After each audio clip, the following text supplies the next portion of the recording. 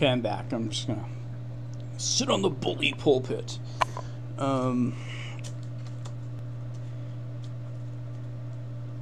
my conclusion, as far as being able to use Fedora on the desktop, to my mind, and I'm not just going off this one update, I've used Fedora in the past. You look at some of the verbiage that's used, some of the language that's used,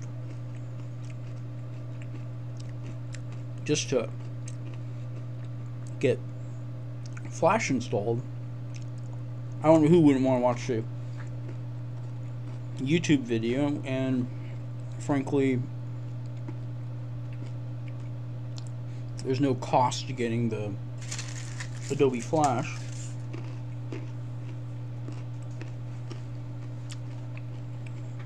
Again, I'm not a programmer, so I'm not going to be able to modify Adobe Flash.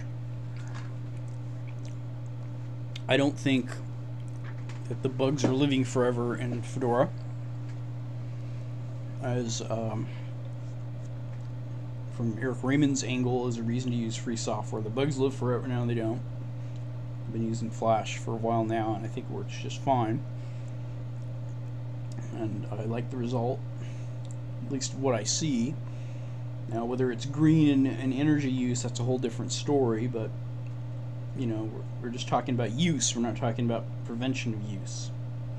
And I guess Fedora seems to take more of an angle of upholding, they put the philosophy ahead of practicality. And that's what I mean by fanatic.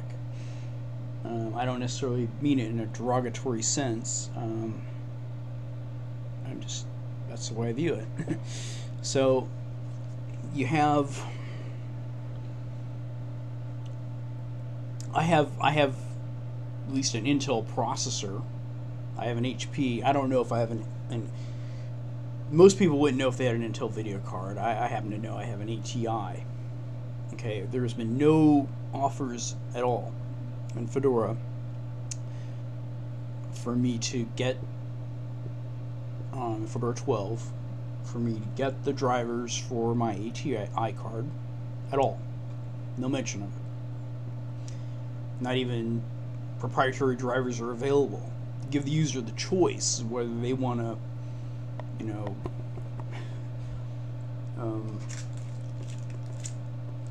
in the eyes of the Free Software Foundation, install a sacrilege, you know. But to me, they're all the same. They're all the same. There's no difference at all. It's, you know, I'm not a programmer. No mention of that, so you're not going to get comp use. Not that comp use is necessary, but there's some people who are going to want comp use, so that's going to turn them away. That's another subset. Then we got the people that have Intel video cards. That's turned away. Then we get the people that don't know if they have an Intel. They don't know that, so they're not going to risk having a useless system to them because they're not Unix users. They're users that use the mouse and they click on things. They don't type at the keyboard. That's gone. Those people are now flushed out by just an upgrade. They may have been using this for 6 months, and now they find that they wonder if they should upgrade, or they wonder, okay, well, I'll just go out and I'll get the CD from Fry's or Best Buy. Well, it's not there. Okay, so I'll download it. Then they download it. Something doesn't work. They complain. And someone comes back and calls them a freeloader and go back to Windows. That's just nuts.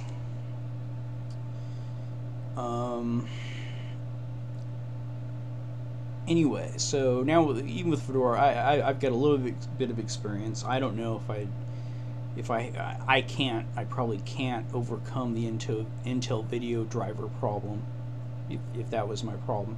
I know it's a problem on my old computer down there on the floor. I couldn't overcome that with SUSE, so I left SUSE. I don't know how to. I found that the way Xconfigure for about maybe 2 releases of SUSE for about a year's span of time in my 10 years, the command X space /configure worked all of the times it didn't work.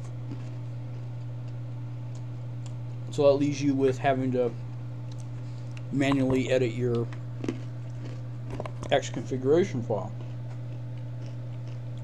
Well, screw that.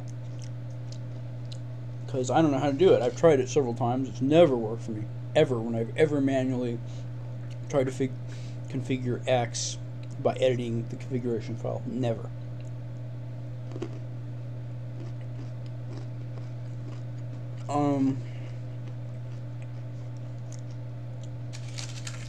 So Fedora it looks like almost a dead end for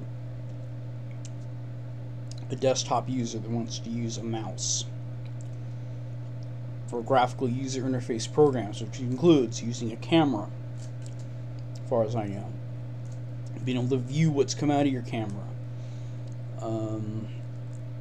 It's a huge thing not to have X.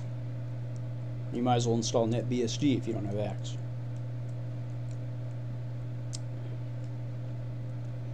That's my take on that. So Fedora is in a really narrow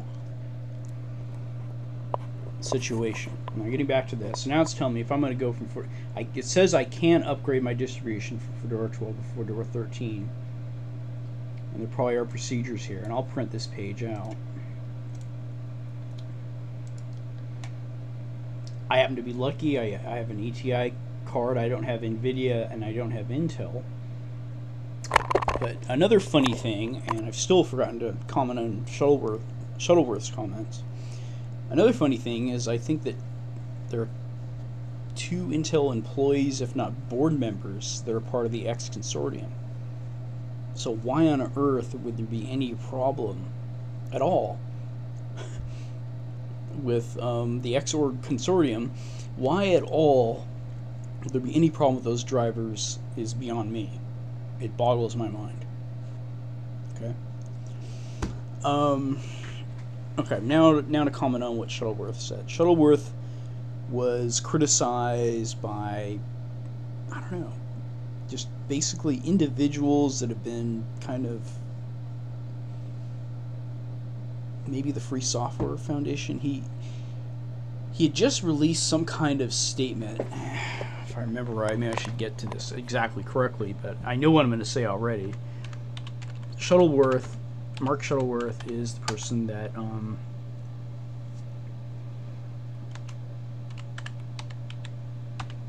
course started the Ubuntu distribution. Okay, so okay, I'm gonna just look at this, and okay, the headline here is in the Register, and this is a UK-based newspaper with the buzzard on the top there, and they're just they're ready to shovel out all the bad news, I guess. But they're kind of even-handed in a way, but still, they're kind of like an expose on embarrassing moments or whatever.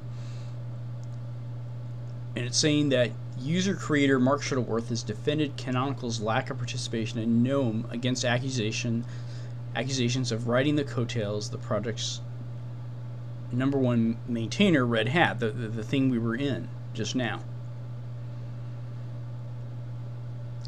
And I'm not sure who actually raised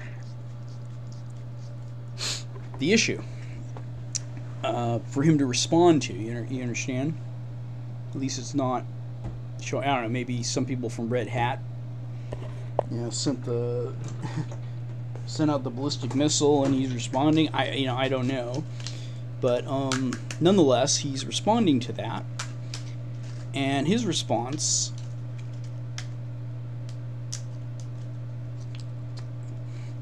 Those who say, but Canonical doesn't do X may be right, but that misses all the things we do, which weren't on the map beforehand.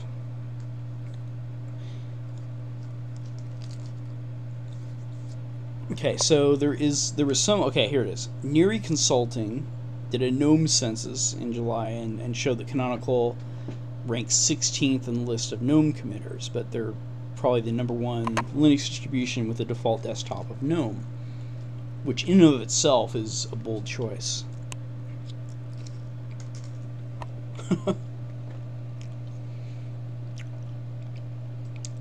Now, let's see what he says.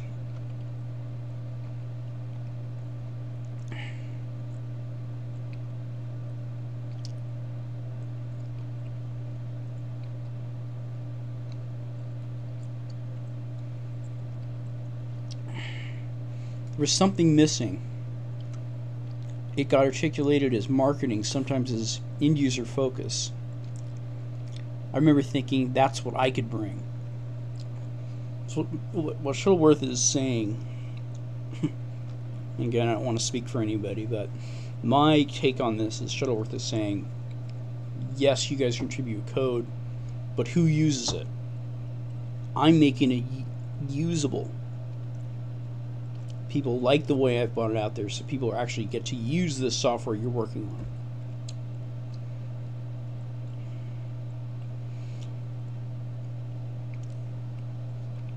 And